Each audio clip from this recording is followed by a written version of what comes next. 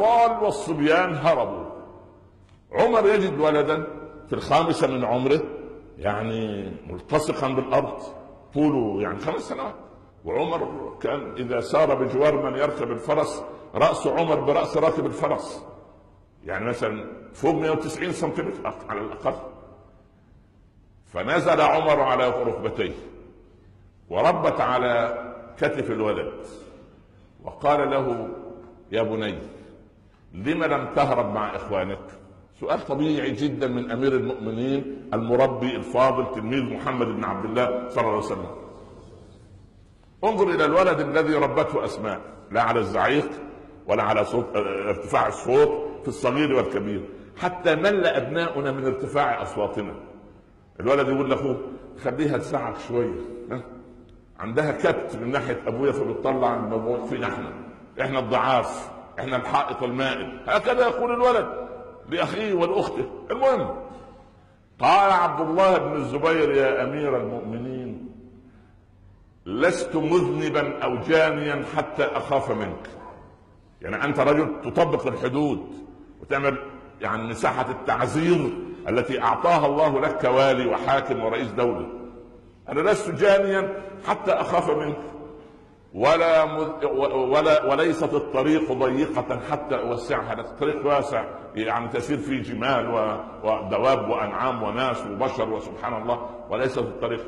فتبسم عمر بشجاعة الولد وقال: ما اسمك يا بني؟ قال: أنا عبد الله بن الزبير. قال: ابن العوام؟ قال: سبحان الله، ذرية بعضها من بعض. لماذا ذرية بعضها من بعض؟ من سنوات كانت أمه أسماء، من قبل 25 سنة، كان عندها 10 سنوات. أسماء نفسها أمه. طرق بابها أبو جهل: أين أبوك؟ يسأل عن أبي بكر، لأنه كان أبو جهل رئيس الفرقة المكلفة بقتل النبي صلى الله عليه وسلم ليلة الهجرة. فلما استشاط غضبا ذهب إلى بيت الصديق يظن أن الرسول مختبئ عنده. فلما فتحت قال: أين أبوك؟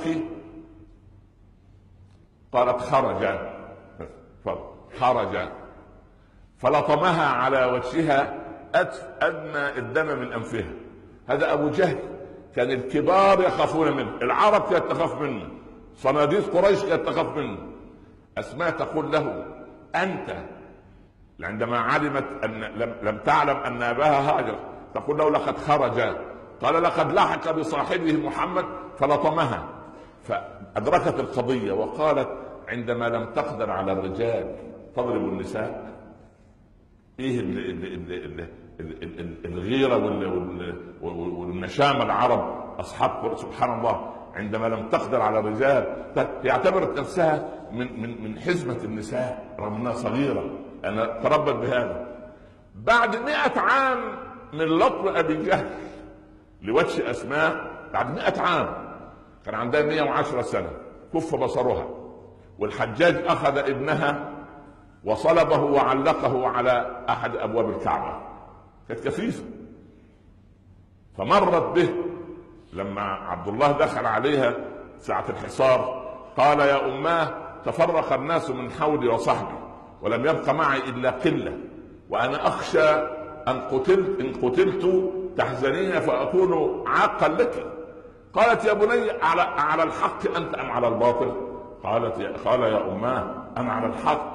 إنسان أبوه الزبير بن العوام أحد 10 المبشرين بالجنة، حواري رسول الله صلى الله عليه وسلم، وابن عمته صفية، وجدته صفية بنت عبد المطلب عمة رسول الله صلى الله عليه وسلم، وأمه أسماء، وجده أبو بكر الصديق. بالله عليك، هذا يعني عشان أولادنا الكوكتيل العجيب هذا النقي أو الخليط النقي هذا ماذا يخرج؟ فأسماء تقول لولدها طالما على الحق: يا ولدي، إن الشاة لا يضيرها سرفها بعد ذبحها، توكل على الله. ثم قالت: اقترب حتى ألتزمك، أحتضنك، يعني ربما يكون هذا آخر لقاء لي معك في الدنيا. فلما التزمته رأت شيئا جامدا بينه وبينها، شيء زين. ما هذا يا ولدي؟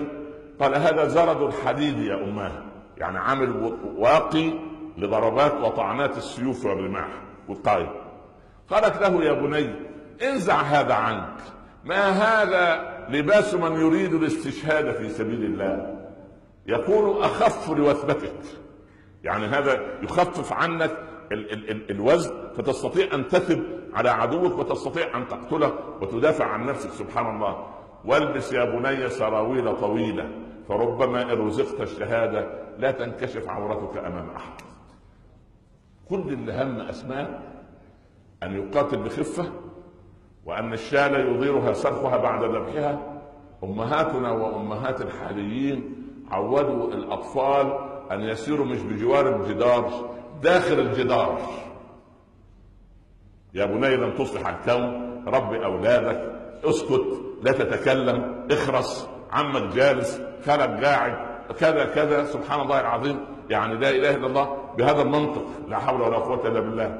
لكن الأسماء تقول: يا ربي أحتسبك عنده لبره بي وطول صومه بالنهار وقيامه بالليل.